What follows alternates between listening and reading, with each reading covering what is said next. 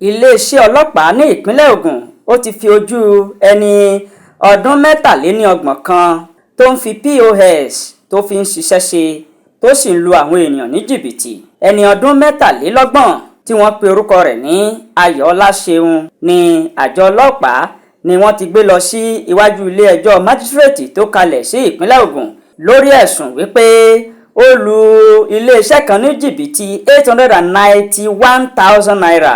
Ọlọ́pàá tó fi ìwé ẹ̀sùn ọ̀hún ṣọwọ́ níwájú ilé ẹjọ́ ó sọ fún ilé ẹjọ́ májísírèètì ọ̀hún wípé ẹni náà tó lùgbàdì òfin ó dẹ́ṣẹ̀ ọ̀hún ní 20 oṣù kẹwàá ọdún 2022. Ọlọ́pàá ọ̀hún tẹ̀síwájú wípé Ṣeun ẹni tó dẹ́ṣẹ̀ ọ̀hún ló ń gbé ní Fatimilọ́lá ní nọ́mbà 5 Afọbajẹ Ìtẹ̀lé Àwórì ní ìpínlẹ̀ Ògùn ní ìlú Ọ̀tà. Gẹ́gẹ́ bí Adáralóyè ṣe sọ fún ilé ẹjọ́ májísírèètì ọ̀hún, wọ́n ní àwọn iléeṣẹ́ kan wọ́n kó owó tí iye rẹ̀ tó 891,000 naira fún Ṣeun wípé kó bá wọn san sí iléeṣẹ́ kan fún àwọn oníbàárà wọn tó sì kọ̀ láti san owó ọ̀hún. Ọlọ́pàá ọ̀hún tẹ̀síwájú wípé ẹni tó ń fi ẹ̀rọ POS ọ̀hún ṣiṣẹ́ tó yẹ kó san owó ọ̀hún gẹ́gẹ́ bí wọ́n ṣe ṣàdéhùn pẹ̀lú iléeṣẹ́ ọ̀hún, ṣùgbọ́n ó kọ̀ láti san owó tó sì yí owó ọ̀hún fún ìlú ara rẹ̀. Wọ́n ní nítorí ìdí èyí ó ti ṣẹ̀ sí òfin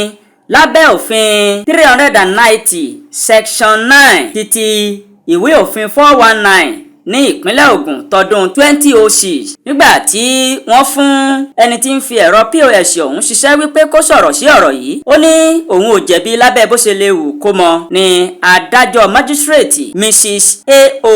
Adéyẹmí ó gba béèlì rẹ̀ pẹ̀lú owó tó tó 100,000 naira pẹ̀lú onídùúró tó ń gbé ní àyíká agbègbè ilé ẹjọ́ ọ̀hún tí onídùúró ọ̀hún yóò sì jẹ́ òṣìṣẹ́ ìjọba pẹ̀lú ìwé owó orí sísan láti bí ọdún 3 sẹ́yìn. Wọ́n wá sún ìgbẹ́jọ́ sí ọjọ́ 3 oṣù kẹrin ọdún tí a wà yìí.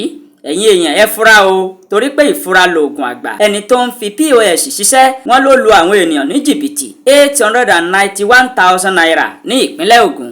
Subscribe ẹni máa rí àwọn iṣẹ́ wa tuntun níjà owó ènìyàn rárá.